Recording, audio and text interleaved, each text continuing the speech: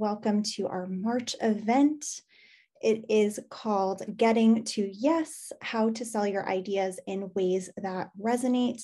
My name is Lisa. I am the community manager here at Cultivate. I use she, her pronouns, and I get to support our cultivators community in my day-to-day work. And if you're not familiar with our cultivators community, we are a Slack community of about 400 change makers working within complex organizations. We gather in Slack to share ideas, to share resources, to connect, and to mobilize for change. And we would love it if you would check us out. I'm going to drop the link in chat. You can get more information and apply if you'd like to join there. So I do want to say that this topic specifically, getting internal buy-in, is probably the one that cultivators bring to me the most, bring to our community the most.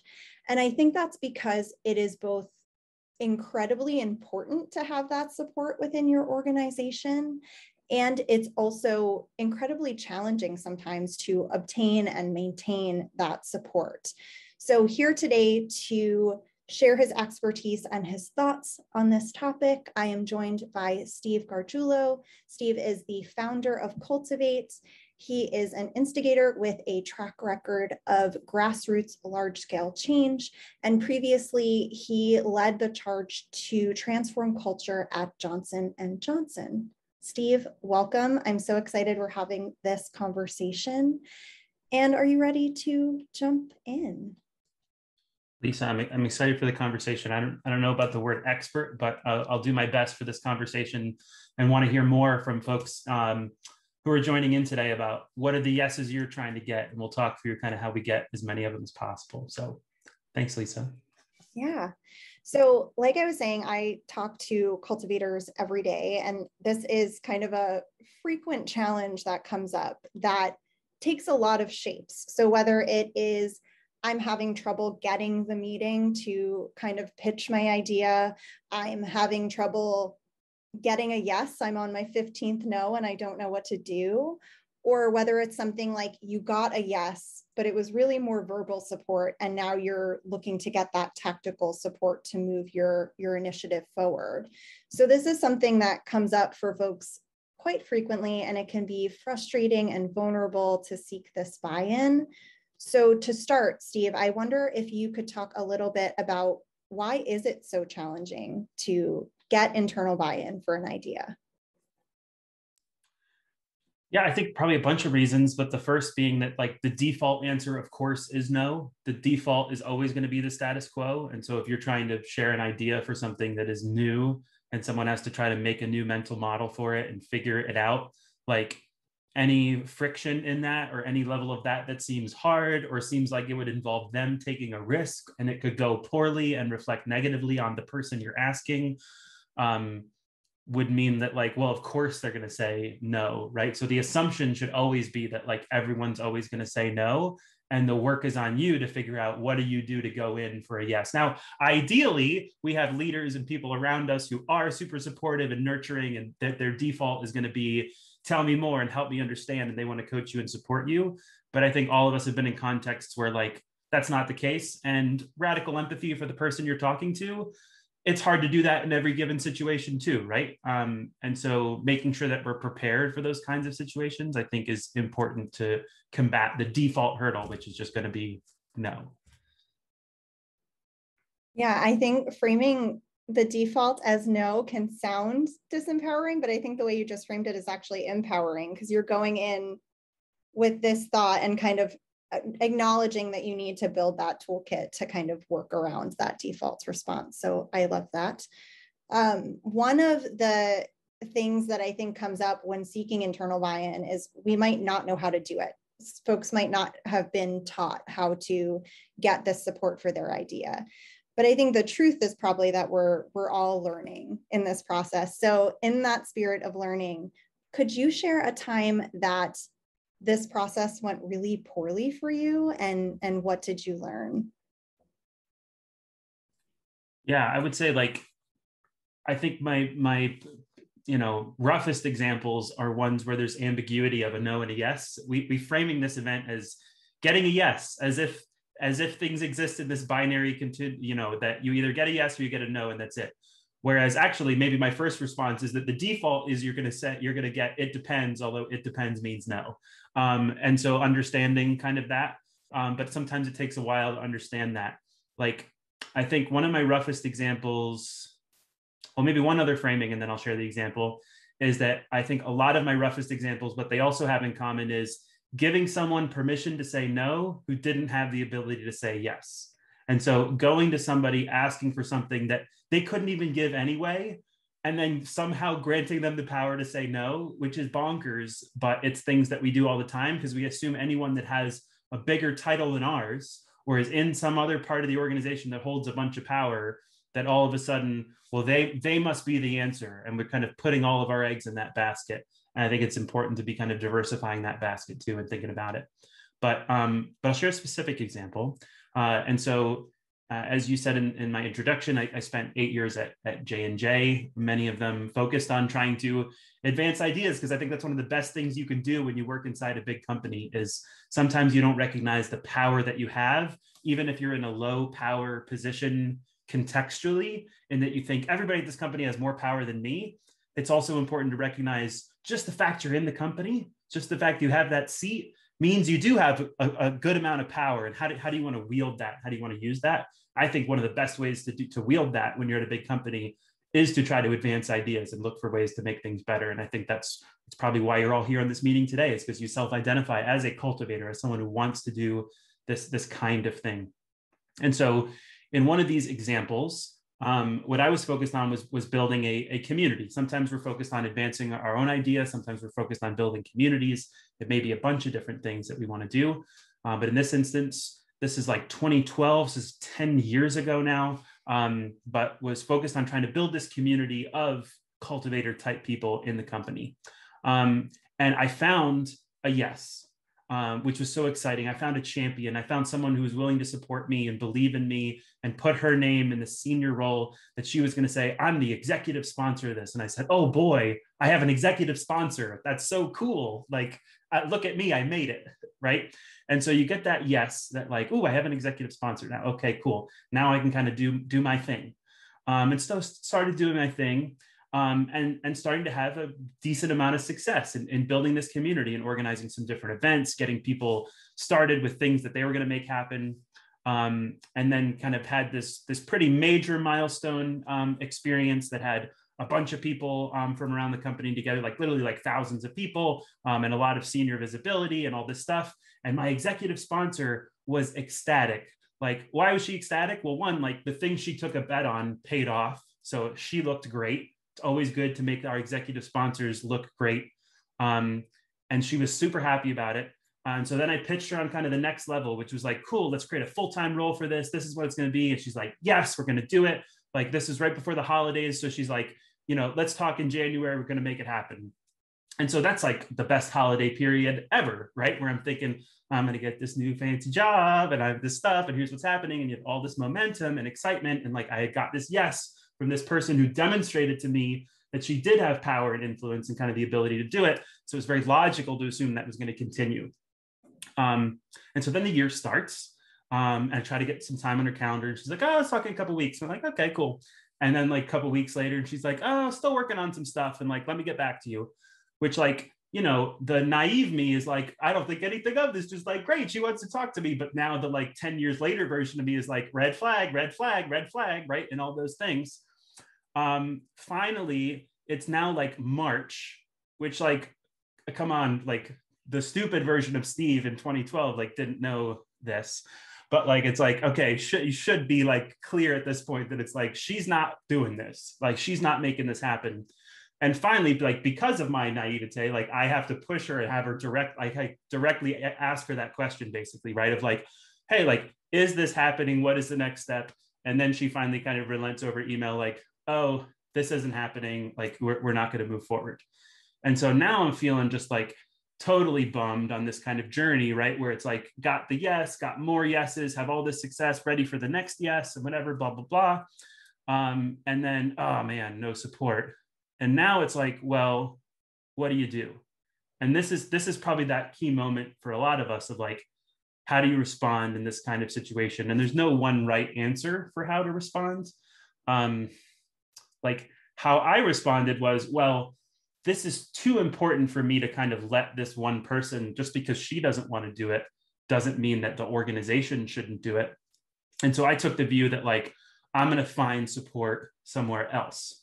And so there are pros and cons to that type of approach, as I learned. So the pro was that I started to get that support somewhere else. And so had another senior leader who was like, yeah, I think this is great. I want to help you make this happen. I'm going to introduce you to the head of HR. We're going to fly you to meet with him and have this great meeting. And then like, now the head of HR is telling me yes. And he's like, I'm your executive sponsor as of today, and I'm going to make this happen. And it's like, oh yeah, this is so great.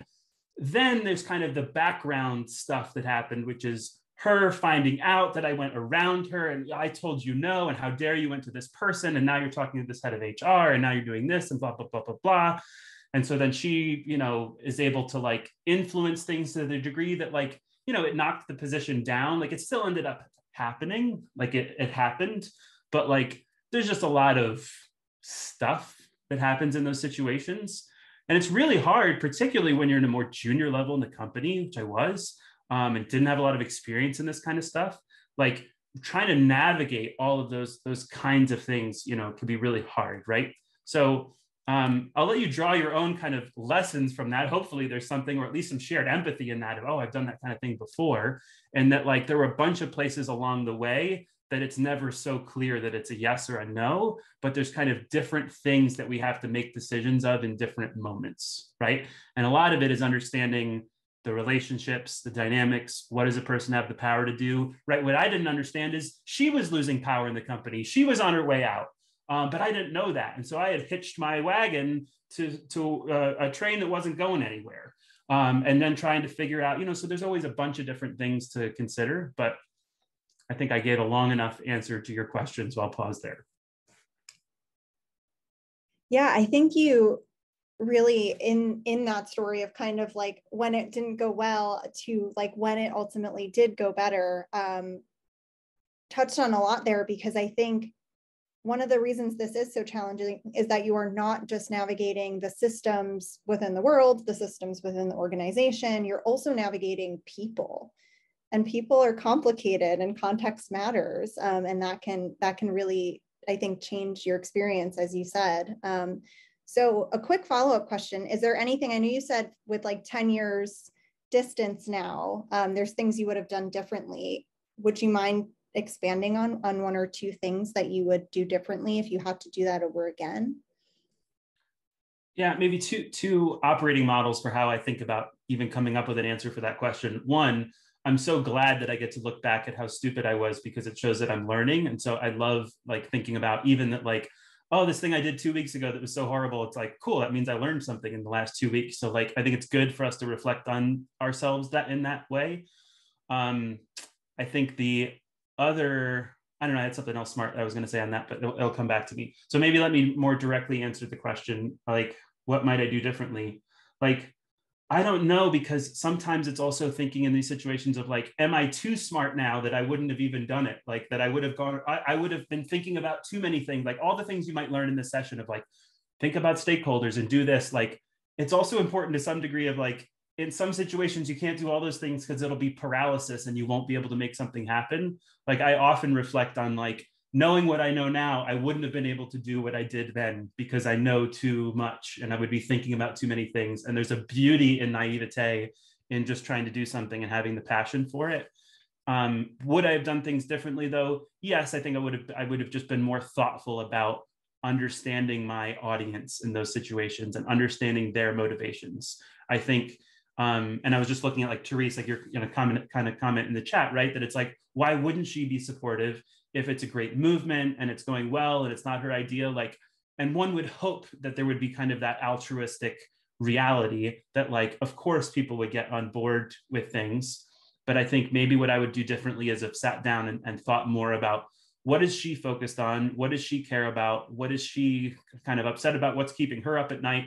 Answering those types of questions, and then thinking about how I might do something that feels like it's more with her than like against her. Like, I don't know, I probably could have imagined like trying to get in, and she could have opened up to me. Like, she's probably feeling like, I have very few advocates left at the company. I have very little power over anything. And now even this little thing, this freaking guy, this thing that like I should certainly have power over, even he's going around me. And so she's going to put her will towards stamping that out to feel like she gets a win on her way out the door. Like, I don't agree with that kind of behavior, but like I can understand it, and I probably could have headed it off if I was more thoughtful about it.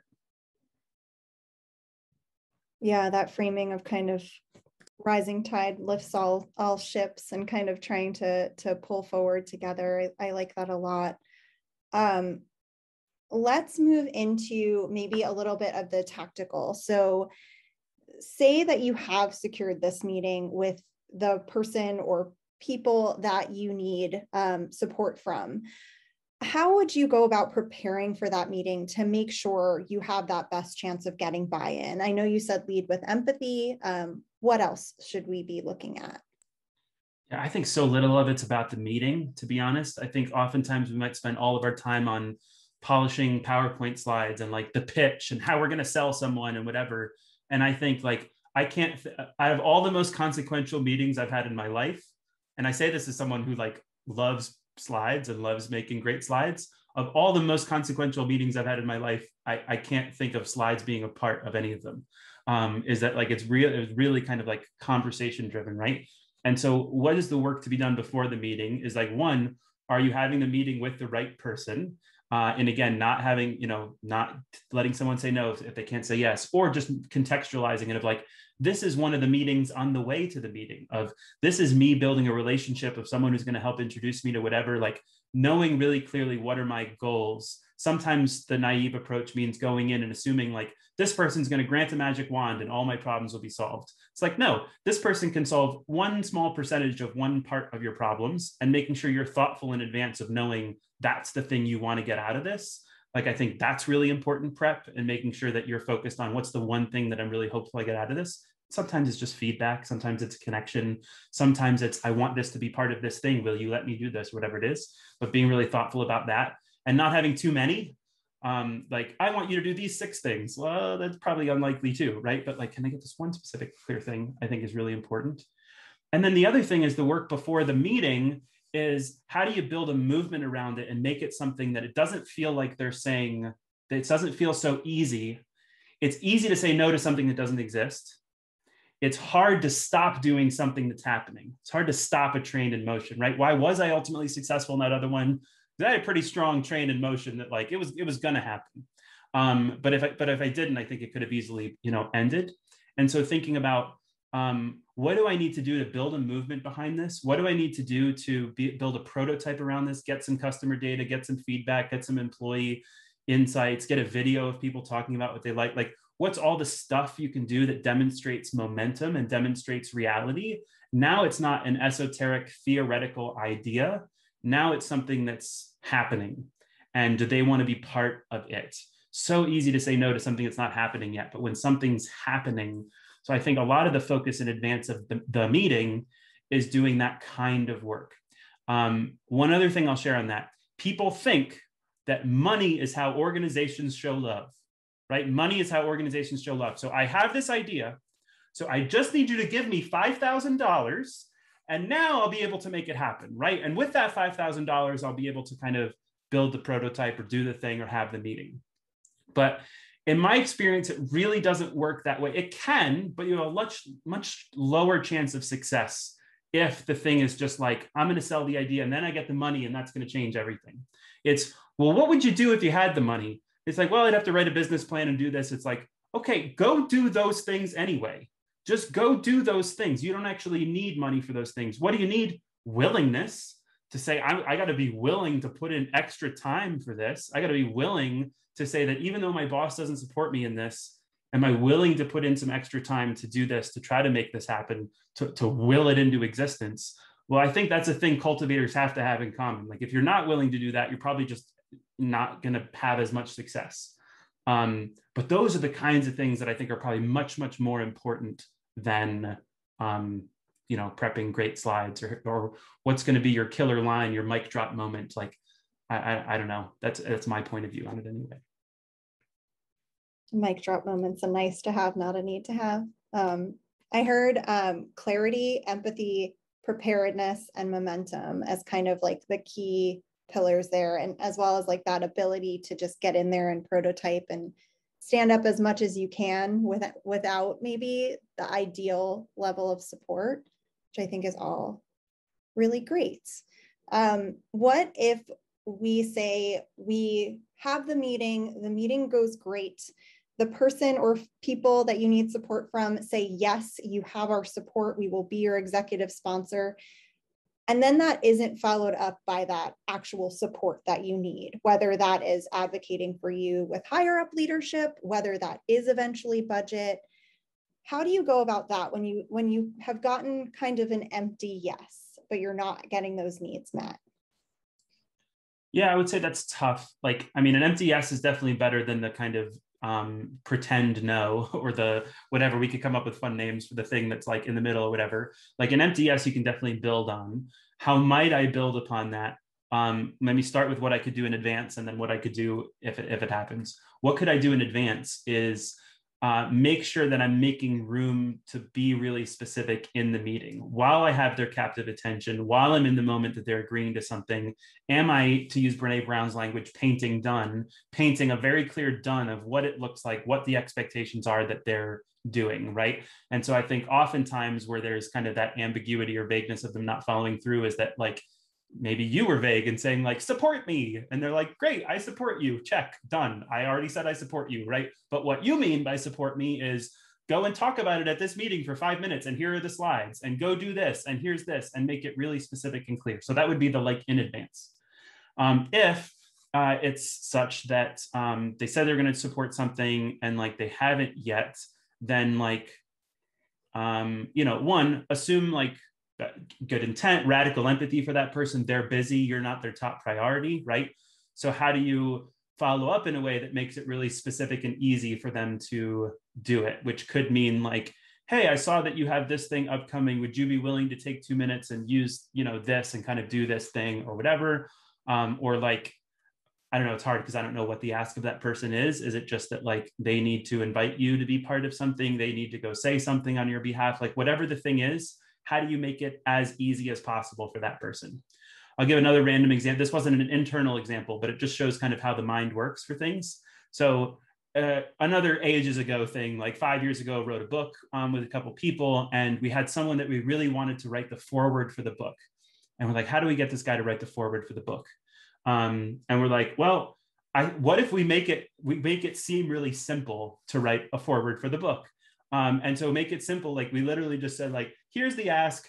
If you want to move forward, here's the 3 things. Like 1, read the book, and here's the link, whatever. 2, like if you agree, like either click check on this one that like you agree with the forward we already ghost wrote for you, or like set up a meeting and give us stuff and we'll write it for you. But we made this just like super simple checklist that even though one of the things on the checklist was like read a book, which takes 90 minutes, he's like, oh, this is simple, and like agreed and move forward. And so how do we make things really simple for people? And I think that's taking the complexity out of it, making it clear, making it specific. That's very specific advice. So I love it. One of the alternate titles for this event was "It Takes 999 No's to Get to a Yes." And I don't know about y'all who are here, but 999 no's sounds awful. So I wanted to ask you, how do you keep going when it seems like your idea is never going to happen? And also, how do you know when this is the idea to pursue, or kind of when to let it go? I saw someone add in chat, is this the idea I want to die on? So what are your thoughts on that? Yeah, it's a great question. And if you did get 999 no's and your idea hasn't changed at all in that 1,000th approach, that would be pretty interesting, right? Like Edison didn't try to make the light bulb 1,000 times the exact same way.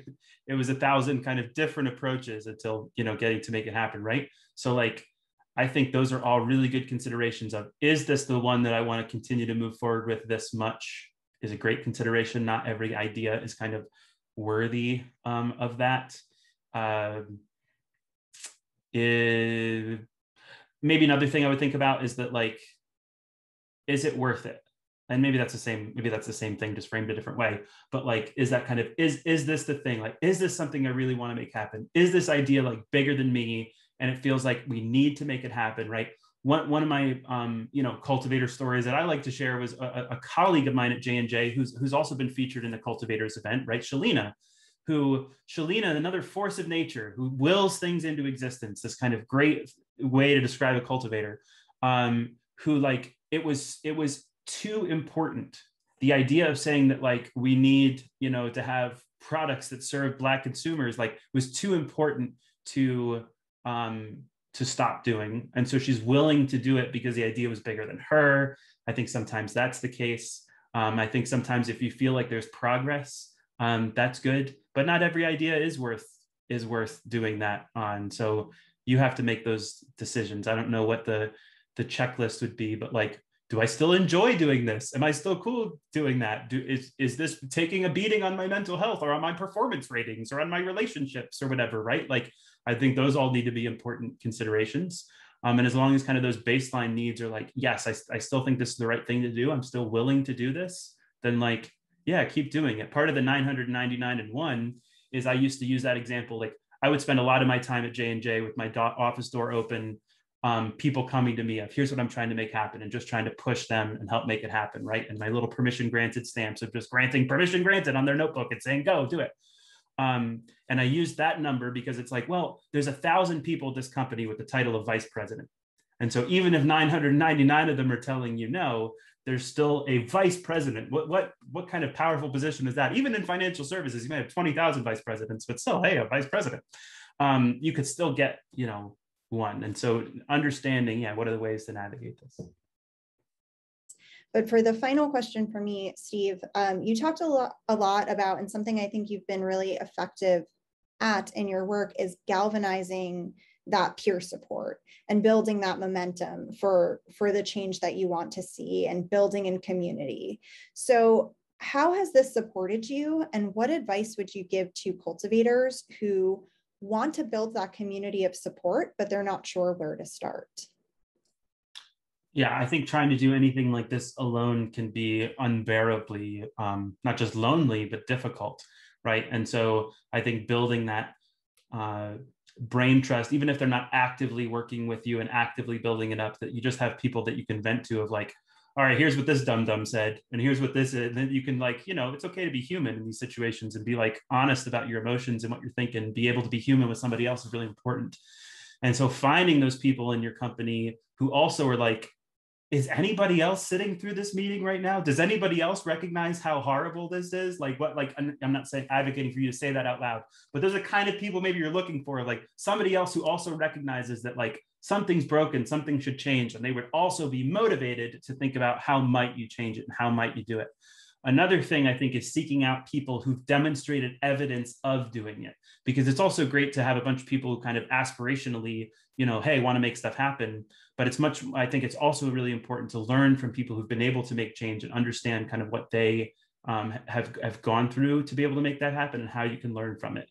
Because the danger, the, like, dark side of being a cultivator, and I wouldn't call this kind of person a cultivator, but the dark side would be someone who just complains and doesn't do anything about it. Because that's just, now how is your level of toxicity better than anyone else's level of toxicity of just complaining about things all the time? You want to channel that energy. Like, it's good sometimes to be frustrated at work and upset about things, and then find, how do you channel that energy to making it better, and trying to make an impact, and trying to use the power that you have in your seat to make it better for others, and all that kind of stuff would be kind of my general nudge and push. But as we move into Q&A, I would also, we can see Q&A, like chat challenges, like disagreements on any of these things, like very open to hear that as well. There's no one way to approach these kinds of things, but very interested to hear from kind of perspective of other people who are living these realities right now, because it is hard. I think that really special merging of seeing where there is something that could be changed for the better, and also having the care and intention to take action towards it, is something that makes cultivators really, really special. So thank you all. We would love to hear your questions. You can again add them in chat. And I will get started with one from Beth, who asks, I love what I do, but I wonder if passion is enough. And I wonder, Beth, if you have any clarification on that. I know you said the stress can be overwhelming, but what do you think on that, Steve? When you're kind of driving on passion alone, how can you seek that support? Yeah, and Beth, feel free to take yourself off mute and share more. If I see you come off mute, I will pause and kind of let you speak. But if I'm kind of just running with the idea for a second, like we do talk about that, like, well, what does it take to create the conditions of empowerment? What are the elements of empowerment? One is autonomy, one is competence, one is community, but another is fulfillment. And that idea of like feeling fulfilled, feeling that passion for what you're trying to do. So is it alone enough? I would say no. You also need to feel like you have that community, that aspect of somebody else, at least one other person also wants to help me make this happen. And that kind of nourishment that will help keep you going, kind of feeling like you're making some progress, the ability to do it, as well as also feeling like you can kind of navigate it. But yeah, Beth, I see your emoji, so feel free to elaborate. I couldn't figure out how to get that. I raised my hand any other way, but I am unmuted now. My apologies. So to expound, I started my career with having a passion for it and a love for it. And it is true that I love what I do, but the bureaucracy, the challenges, everything I go through, do you ever just feel like sometimes you just keep getting knocked down? I keep getting up and dusting myself off. And I wonder, how much is that passion worth it? Or my love for what I do, is it time to change, or what can I do to make changes with it? And just wonder maybe if you had some insight for that. And I don't know if anyone else feels that way. You start something with a love and a passion, and it ends up being the most stressful thing you've ever done in your life. Yeah, I mean, part of what I'm hearing in your framing is the framing of being a cultivator as a Sisyphean act, right? As this like constantly pushing, and it's really hard, which I think it can feel that way sometimes, I think is accurate. I think another, like what I'm hearing that I really like what I'm hearing from you is like this phenomenal self-awareness, which is that like I started with the love and passion for this, and I feel like maybe now I don't have that. And that ability to hold that mirror up to yourself and say that like maybe it's changed. Maybe it's time to let that idea go. Maybe it's time to move into a new spring of saying like, fresh slate, like let me just kind of like do my job for a little while and see where other needs come from or other insights. Like I think, it can be exhausting feeling like you're pushing on something all the time and not making any progress. Like it's totally okay to be able to let certain things go to make room for the new great thing that you will feel that kind of passion and love for, right? So if you're waiting for permission to be able to let something go that you're not feeling anymore, like permission granted on that, like I do think that that's okay. But it's a matter of being able to have that self-awareness like you have and kind of see what makes sense and decide in those moments. That would be some of how I would think about it. Thank you so much for sharing, Beth. And it's good to see you. I saw you came on camera for a moment. Our next question is from Catherine. Catherine said, as a BIPOC woman, that's where I'm curious about any advice from that perspective. And I know that's not a perspective that Steve or I have, but she further asked, do you recommend a mentor? Yeah, and I'd be interested in other perspectives on the line on this, because like you said, I can't share from that perspective. I think I'm trying to share from a perspective of like people who are low in the power kind of spectrum in an organization, which I know unfortunately often the case. It tends to be that diverse, underrepresented talent populations tend to have even less power, and so that it can be hard to do these kinds of things. I do think having mentors, supporters, community members, like anyone who can help, that kind of thing certainly can be valuable. But yeah, I'm very open to the idea that some of the things I shared may in some ways certainly may be more difficult, possibly may not apply. My hunch, just in that like a lot of the examples and research I use to inform some of these opinions is from seeing all kinds of people having had some success. My hunch is a lot of the things still are valid, but with a full recognition that in many cases, can be even more challenging. And I just sent you an unmute request, Catherine. Hello. Hello, how are you? Good, how are you? I'm good. I'm not going to show my face. I'm getting ready for work, everybody. I appreciate that. And I clearly see via your phenotype that you're a white man, I think. I guess what I'm trying to ask is directly, is there anyone on the chat, or you as the host or you as the expert have a pipeline of social capital that you're willing to gift to me directly? So what I mean is, like, I'm going to speak in how I normally speak. I'm not going to code switch. Who has the hookup to someone that wants to help someone like me, that's super ambitious, that wants to open up, remove doors for me? Because once I'm in, I kill it. But what takes up a lot of energy is constantly navigating who's with me, who's in my corner, who's going to give me those avenues. And so that's why I asked that question. Is that more clear? Yeah, and maybe just to clarify, so are you asking someone on this, like are you looking for a job or something for somebody on this line? Or are you looking for recommendations on who to talk to in your company? Yeah. I got a job and I'm really happy. My boss is phenomenal. I'm asking you, and I'm sorry I was late. Steve is your name, yes? Pardon me for not knowing your name. So I'm asking you, Steve, like, who's in your network that says, like, hey, like, I want to give time to someone that's super ambitious. I want to mentor someone. I want to tell them, I'm going to open up the door for people. I actually remove the door. That's what I'm looking for, because right now I'm happily at Hustler Hunters. I'm a diversity inclusion senior program manager, acting as a director, and I'm happy at my role. But my lead is having to hire an executive career coach outside of our organization to help me continue to grow at my pace. And that's great and all, but it's also expensive. And so I'm trying to figure out, like, okay, who else is out there that can help me execute and elevate my career? I have expensive dreams, Steve. I'm trying to get a house. So is that more clear? Like, who are your friends, Steve? And like, how do I get invited to the party? Super clear. One, you're at the party. This is the party. So like the fact you picked yourself to be part of Cultivators, I think is great. And I think I don't know if you're in our Slack community, but Lisa will definitely follow up with you with more information about that and like getting involved. Like, this is the party of people who want to support anyone else who wants to be able to live their expensive dreams. So I love that. Also, like, I'm putting my email address in chat, that like, hey, if you want to reach out to me or anybody else on the line, like, I'm happy to talk to any of you anytime. Anyone else who wants to put their email address in chat to say like, hey, I'm part of this, whatever. The other thing I would invite you to do is like connect with me on LinkedIn, look through my connections and tell me, hey, I want to meet this person and I want this person to help me. Cool, I'll make an introduction for you to like anybody who I know. And I would extend that invitation to anybody in Cultivators too, right?